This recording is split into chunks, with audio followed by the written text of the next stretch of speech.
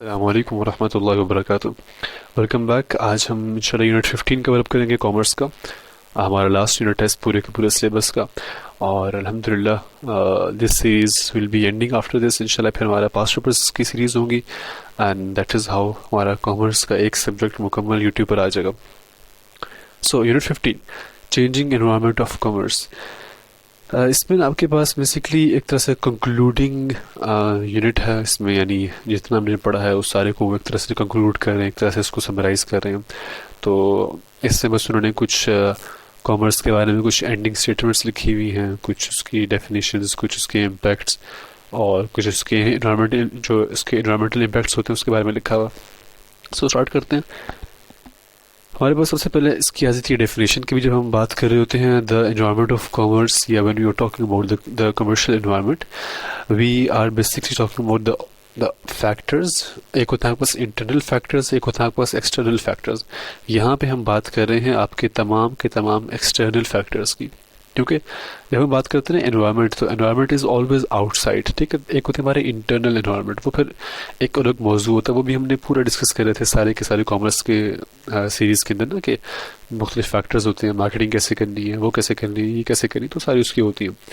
मगर जब हम बात करते हैं एक्सटर्नल एनवायरनमेंट की तो देन वी से कभी वो सारे आपके जो बाहर के जो फैक्टर्स होते हैं जो कि आपके बिजनेस को अफेक्ट करते हैं, how it works, how it grows and how it fails. यानी इनमें से अगर कोई एक हो रहा है तो वो कैसे हो रहा है, क्या चीज़ उसको अफेक्ट कर रही है, क्या चीज़ उसको अफेक्ट नहीं कर रही, तो वो बेसिकली आपकी है कमर्शियल एनवायरनमेंट, या फिर आप उसको कह सकते हैं द एनवायरनमेंट ऑफ कॉमर्स। अच्छा, वो क्या फैक्टर्स होते हैं जो कि हमें अफेक्ट कर रहे होते हैं बाहर से, उसके लिए हम एक एनालिसिस यूज़ करते हैं, या आपके लेवल बिजनेस में भी आएगा, जिसको हम कहते हैं पेस्ट एनालिसिस। अब ये ऑब्सोलीट हो चुका है, अब हम यूज़ करते हैं एक और है पेस्टल एनालिसिस। हमने यानी यानी इसी को हम यूज़ करते हैं, बस इसमें हमने एक और फैक्टर एनवायरमेंटल का फैक्टर हमने मजीद ऐड कर दिया। मगर हाँ, ये उस तरह से ऑब्सोलीट नहीं हुआ, हम इसको स्टिल यूज़ करते हैं। मगर पेस्ट जो है वो उसकी ओल्ड फॉर्म है। So PEST is basically P stands for your political factors, यानी जितने भी बाहर के पॉलिटिकल फैक्टर जो कि आपके बिजनेस को अफेक्ट कर सकते हैं, ठीक है। तो अगर मैं इस कमरे के अंदर बैठा हूँ तो मेरे लिए पॉलिटिकल फैक्टर्स वो सारे होंगे जिसकी वजह से मेरे यहाँ पे रोड ब्लॉक हो सकती है, यहाँ पे मेरा यानी बाहर जाना मेरा बंद हो सकता है, मार्शल लॉ लग सकती है, मेरे ऊपर टैक्सेस ज़्यादा बढ़ सकते हैं मेरे पर। यानी वो सारे रूल्स एंड रेगुलेशन जो कि पॉलिटिकल एनवायरनमेंट की वजह से मेरे ऊपर अफेक्ट यानी मेरे ऊपर इम्पोज हो सकते हैं, मुझे अफेक्ट कर सकते हैं, वो सारे हमारे आ जाते हैं अपने यानी पॉलिटिकल फैक्टर्स के अंदर आ जाते हैं। इसमें फिर गवर्नमेंट लॉज हैं, टैक्सेस हैं, पॉलिसीज, ये मैंने कुछ एग्जांपल लिखी हुई, इससे आगे भी फर्दर एग्जांपल हो सकती है, बट अगेन वो फिर काम आपका होगा, आपने इसको सोचना है। और if you want to add more examples you can write them. Then we have E that stands for your economic factors. जितने भी आपके इकोनॉमिक फैक्टर्स हैं, फॉर एग्जांपल लेट्स से पैसा आपका यानी पाकिस्तानी रुपीज़ कितना डिग्रेड हो रहा है और कितना वो राइज कर रहा है, उसकी इन्फ्लेशन कितनी है, डिफ्लेशन हो रही है, क्या हो रहा है, हमारे जो सूद के रेट है, इंटरेस्ट रेट, क्योंकि अगेन हम वेस्टर्न उसका पढ़ रहे हैं और हम उसी को ही फॉलो करते हैं, अल्लाह माफ़ करें, तो हम डेफिनेटली सूद को तो हम फिर कबूल करते हैं। इवन तो हम बात कर रहे होते हैं शरिया बेस्ड बैंकिंग की, बट एक्चुअली एक इकॉनमी जो कि उनके उसके ऊपर चल रही हो, it can not work without interest rate, क्योंकि वो पूरा का पूरा निज़ाम उनके इंटरेस्ट रेट के ऊपर चलता है। खैर, इस पर हमने ऑलरेडी पहले भी काफ़ी डिटेल में डिस्कशन की थी। Then we have unemployment and so on. फिर आपको साथ social factors, trends, fashion, population, lifestyle changes. For example हर कुछ अर्से बाद ना कोई एक वायरल चेंज आता है जिसकी वजह से फिर बाकी जितने भी होते हैं ब्रांड वो सारे उसी को फिर ना फॉलो करने की कोशिश करते हैं। सॉरी, इसके अलावा फिर हमारे पास होता है जो कल्चर है उसमें क्या चेंजेस आ रहे हैं। फॉर एग्जांपल चाइना के अंदर यानी चाइना के जो एक्सटर्नल फैक्टर्स होंगे, चाइना में जिस तरह से किसी बिजनेस को देखा जाता है, उसको शॉपिंग की जाती है, वो थोड़ा सा डिफरेंट हो गया एज कम्पेयर टू जिस तरह से वेस्ट में होता है, फिर जिस तरह से मे बी पाकिस्तान के अंदर होता है। तो हर जगह ना एक वर्ल्ड व्यूज होते हैं, the way we see things around us, the way we buy things, the way we experience things around us, they vary from each country. तो कंट्री तो नहीं कहूँगा, मैं रीजन कहूँगा, यानी एक बड़ा रीजन होता है, ईस्ट में अलग होता है, वेस्ट में अलग होता है, सेंट्रल एशिया के अंदर एक अलग सीन होता है। देन वी हैव टेक्नोलॉजिकल जितने भी इन्वेंशन है, ऑटोमेशन, इंटरनेट की जितनी भी फैसिलिटीज हैं सर, ये सारी आपकी टेक्नोलॉजिकल आ जाती है। फॉर एग्जांपल लेट्स से किसी ने कोई नई ऐप निकाली है तो वो भी आपकी टेक्नोलॉजिकल फैक्टर के अंदर आएगी। तो ये सारे वो 4 कैटेगरीज हैं जो कि आपके बिजनेस को बाहर से अफेक्ट कर सकती है। इसमें जो हम बात कर रहे थे ना, जो उन्होंने अभी ऐड किया है, जिसको हम कहते हैं पेस्टेल कहते हैं। So this EL basically stands for environmental.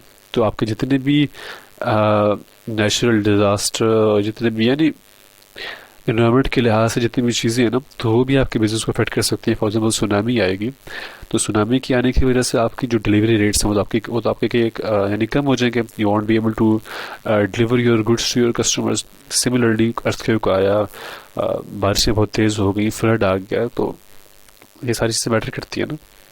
फिर आगे मेरे पास आता है ई-कॉमर्स। कॉमर्स की ही फॉर्म है, बस अब वो ऑनलाइन हो रही होती है कॉमर्स। तो उसमें अगेन इसको एक्सप्लेन करने की ज़रूरत नहीं है। यानी आपके पास एक वेबसाइट, जैसे से शॉपिफाई है, जिस तरह से दराज है, जिस तरह से टीमो वगैरह है, तो इससे आपके पास बेतहाशा और हैं। तो you have a website, you have wide range of goods available there. और इसकी वो कैरेक्टरिस्टिक्स यहाँ तो मैंने सिर्फ 4 कैरेक्टरिस्टिक्स लिखी हुई हैं। आपने करना ये है कि अगर आपसे इसके कैरेक्टरिस्टिक के बारे में पूछें, so you should be able to state them quite well. तो जस्ट यूजर इमेजिनेशन। और अगर आपने कभी दराज से मंगवाया है, कभी आपने टीमो यूज़ किया है, तो yes you can easily read, you can easily narrate them down. अच्छा, इससे फ़ायदा क्या होता है? अगेन वेबसाइट होने का फ़ायदा ये है कि अभी अपना रिटेलर्स को अपने सारे के सारे जितनी भी उनकी सप्लाई है वो वहाँ से, यानी जितनी भी उनकी इन्वेंट्री है उसको उठा के किसी स्टोर में रखना, फिर वहाँ पे उसको मैनेज करना ताकि कस्टमर वहाँ पे आके बाय करें, ऐसे उनको ज़रूरत नहीं है। बस वेयर हाउस से जो ही ऑर्डर आया, वेयर हाउस से चीज़ उठाई, पैक की, आगे भेज दी उसको। बल्कि पैक तो ऑलरेडी होती ही है।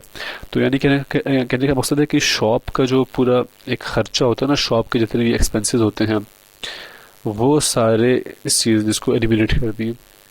तो वो सारा आपका एलिमिनेट हो गया। इसके अलावा वाइड रेंज ऑफ गुड्स, हाँ wide range of goods online. तो उसकी वजह से क्या हो रहा है कि भाई आपकी जो ऑनलाइन कम्युनिकेशन है, यानी आप यहाँ से बैठे बैठे उनसे पूछ सकते हैं कि क्या आपके पास ये चीज़ अवेलेबल है, यानी अगर उनके पास ये चीज़ अवेलेबल है तो आप उनसे बाय कर लें, वरना ना करें। तो इससे आपके पास ना सेल ज़्यादा बढ़ रही है। पहले क्या होता था कि पहले लोगों को ना लोगों के जहन में ये होता था कि भाई अनलेस हमें इस चीज़ की ज़रूरत होगी, हम उस वक्त तक इतना दूर ट्रैवल नहीं करेंगे इस चीज़ को बाय करने के लिए। अब तो उसका कोई मसला ही नहीं है, आप डायरेक्ट कॉल मिलाएं।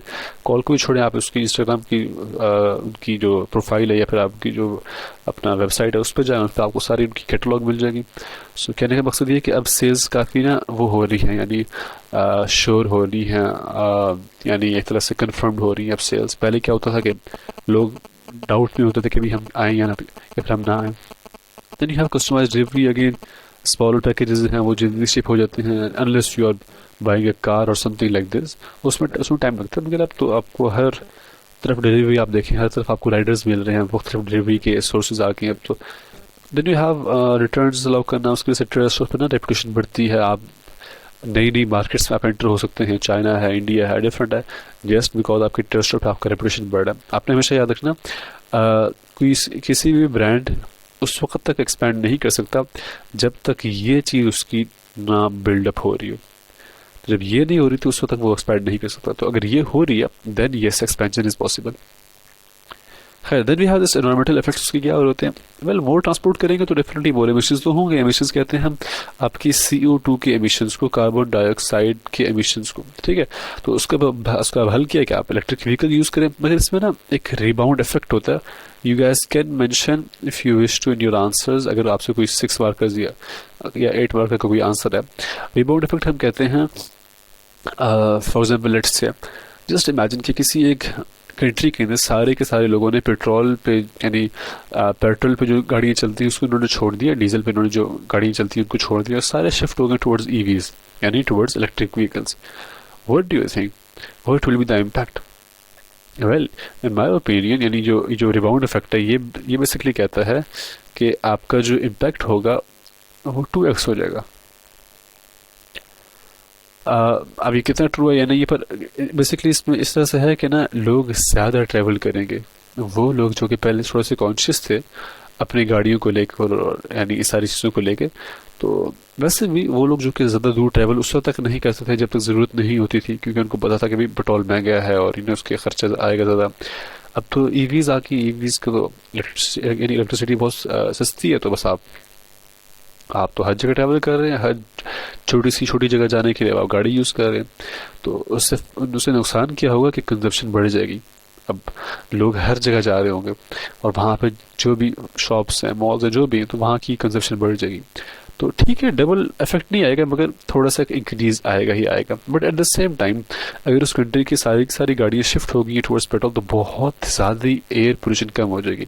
हाँ, जहाँ पे फैक्ट्रीज हैं वहाँ पे तो डेफिनेटली पोल्यूशन होगी, मगर वैसे मेरे ख्याल से ये वैसे एक ना थ्योरी है, इट्स नॉट कंफर्म्ड येट। कुछ लोग इसके खिलाफ हैं, कुछ लोग इसके साथ हैं, but in my opinion both effects can come, यानी नेगेटिव इफेक्ट भी आ सकता है और फिर एक ना अपना पॉजिटिव इफेक्ट भी आ सकता है। आगे चलते हैं। Then we have more packaging waste. Definitely e commerce की वजह से ज़्यादा आपको पैकेजिंग करनी पड़ती है ताकि वो चीज़ सेफ रहे। तो उसके लिए हल ये है कि भी आप रिसाइकलेबल मटेरियल यूज़ करें। अक्सर औक़ात ना मैंने देखा कि डिफरेंट कंपनीज ऐसी हैं जो कि जितना भी हमारा वेस्ट होता है ना उसको बेसिकली रिफाइन करते हैं, उसको साफ़ करते हैं, उसको साफ़ करके फिर उसको ना कंप्रेस कर देते हैं एक बहुत ही कॉम्पैक्ट क्यूब के अंदर, और उसको फिर यूज़ करते हैं इनटू योर पैकेजिंग, यानी उसकी पतली पतली शीट्स काट के ना कार्डबोर्ड बनता है उससे, और उसको फिर हम यूज़ करते हैं पैकेजिंग के अंदर। तो that's a very good idea. Then you have more. हाँ, ई कॉमर्स के लिए डेफिनेटली आपको सर्वर्स की ज़रूरत होती है, कंप्यूटर्स की ज़रूरत होती है। शॉपिफाई के जो सर्वर्स हैं ह्यूज सर्वर्स, ChatGPT के जो सर्वर्स हैं ह्यूज सर्वर्स। सो सिमिलरली इस तरह आपके कंप्यूटर्स की आपकी जो है कंजप्शन वो आपकी बढ़ जाएगी। सो इलेक्ट्रिसिटी ज़्यादा आपकी डेफिनेटली लगेगी। तो उसका हल ये है कि भी आप रिड्यूस, रीयूज, रिसाइकिल करें, यानी बार बार अपने सिस्टम्स को अपग्रेड करना।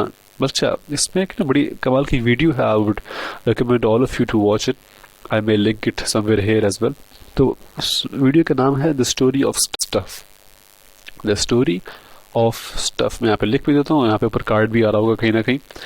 So the story of stuff बहुत ही अच्छी वीडियो है पर्सनली, और बहुत अच्छे तरीके से एक्सप्लेन करती है कि हमारा जितना भी स्टफ है जो हम बाय करते हैं बार बार, वाई इज इट कि हमें बार बार बाय करने की ज़रूरत पड़ रही है। तो इसको बड़े अच्छा एक्सप्लेन करती है, एनिमेटेड है, बहुत ही अपने मज़े की वीडियो, ज़रूर देखिएगा। खैर, लास्ट जो चीज़ है इसमें वो है आपका जी कंज्यूमर प्रोटेक्शन। क्योंकि अभी सारी चीज़ें हो रही हैं, तो जब आपकी ग्लोबल ट्रेड बढ़ रही होती है तो उसकी वजह से क्या हो रहा था कि भाई it is quite harder to track कि भाई कौन रिस्पॉन्सिबल है किस चीज़ के लिए। तो अब मसला क्या आ रहा है कि भाई किसी बंदे ने कोई क्या कहते हैं कोई ऐसी चीज़ मंगवाई जो कि इलीगल है, फॉर एग्जाम्पल लेट्स से। तो अब we don't know who is responsible for that. कोई ऐसी चीज़ मंगवाई जो कि फेक थी, जो कि स्कैम था, तो किसने मंगवाई, किससे मंगवाई, किसी को नहीं पता। फॉर एग्जाम्पल लेट्स से ऐसे लोग हैं जिसने टीमों से कुछ चीज़ मंगवाई और वो चीज़ उसको कोई और चीज़ मिली। अब वो टीमों पे कॉल कर रहे हैं, सब कुछ कर रहे हैं, मगर जो शॉपकीपर था जिससे आपने बाय किया था वो तो एक अनवेरीफाइड अकाउंट था। फॉर एग्जाम्पल लेट्स से उसने किसी और फेक प्रोफाइल से अपना अकाउंट बनाया हुआ था। So now you are scammed. Welcome. Then you have online buying. Online buying में अगेन स्कैम्स होते हैं, फेक प्रोडक्ट्स होते हैं और अनसेफ गुड्स मिलते हैं। तो उसका हल ये होता है कि भाई कंज्यूमर प्रोटेक्शन लॉज भी होते हैं, हर कंट्री में आपको इस तरह के लॉज मिलेगा। But at the same time it has its negative impacts. आप जितना कोशिश करें उनको दबाने की, you eventually will have to bear them up, क्योंकि आखिरकार जो लोग लॉज बना रहे हैं वो भी इंसान हैं, जो लॉज को तोड़ रहे हैं वो भी इंसान है। So they both know each other, they both know the faults of human. तो हमेशा ये होता है कि भाई लॉज होते हैं उनमें कोई ना कोई फ्लॉ होता है, कोई ना कोई इससे हमेशा एक स्टेप आगे होता है। इंसानों के लॉज ऐसे ही होते हैं। तो ये था हमारा पूरा का पूरा चैप्टर कंज्यूमर प्रोटेक्शन। ये बेसिकली ये वाला अक्सर बच्चों को कंफ्यूज करता है कि इसमें से क्वेश्चन कैसे आएगा। Well that is only for your information. एक तरह से एक ना जिस तरह से आपको याद है कॉमर्स के हर चैप्टर के आखिर में एक तरह से उसकी इंपॉर्टेंस के बारे में आते हैं कि भी हाउ इम्पोर्टेंट इज इट, इसका क्या इन्फ्लुएंस है। तो बस ये उस तरह से है कि भी कंज्यूमर के ई कॉमर्स के लिए और यानी ई कॉमर्स में क्या क्या पॉलिसीज दरकार है, एक तरह से बस एक इन्फॉर्मेशन, जनरल इन्फॉर्मेशन के बारे में। तो क्वेश्चन इसका अगर पहली बात तो बहुत सिंपल आएगा, और अगर इस तरह का आप भी जो सिंपल सा तो you guys can do it from your own common sense. तो अल्हम्दुलिल्लाह हमारा मुकम्मल कॉमर्स का सिलेबस ख़त्म हो गया यहाँ पे। काफ़ी लंबा चल गया, मगर जो इसको स्टार्ट से देखेगा सो आई होप वो विद इन अ मंथ अपना मुकम्मल कॉमर्स का सिलेबस ख़त्म कर सकता है easily. 15 videos 15 days easily you can do it. Plus बहुत ही आसान सब्जेक्ट है ये, बहुत आराम से आप इसको एस कर सकते हैं, बिल्कुल कॉमन सेंस है। Sometimes when I am teaching it like I take a sigh कि भाई हम इतना आसान सब्जेक्ट और इतना कॉमन सेंस वाला सब्जेक्ट को भी हमने एक सब्जेक्ट डाल के just to generate more money. खैर इट्स एन अनदर थॉट। मगर इसके बाद इंशाल्लाह हमारी तमाम वीडियोस जो होंगी वो आ रही होंगी पास्ट पेपर्स के हवाले से, कॉमर्स के। हम पास्ट पेपर्स की क्वेश्चन प्रैक्टिस करेंगे और फिर इंशाल्लाह कॉमर्स के एग्ज़ाम से एक दिन पहले we will be holding a free online session to all those who are giving their exams in this October November series. ठीक है, तो कॉमर्स के एग्जाम से एक दिन पहले, तो उसके लिए you guys can contact on WhatsApp, नीचे नंबर दिया हुआ है डिटेल्स के अंदर ना, तो वहाँ पे आप जाके कॉन्टेक्ट कर लीजिए और बता दीजिए कि भाई ये मेरा नाम है, मैं इस सिटी का हूँ और मैंने इस सेशन के लिए अपने आप को रजिस्टर करना है। तो it is free of cost. बस उसके लिए हम एक ग्रुप बनाएंगे, तो उसमें basically we will be adding you guys there. तो इसलिए इट इज़ क्वाइट नेसेसरी कि हम आप लोगों को रिस्पेक्टिव जो आपके ग्रुप्स हैं उसमें ऐड कर दें। So with that said, take care, stay blessed, अस्सलाम वालेकुम व रहमतुल्लाहि व बरकातुहू।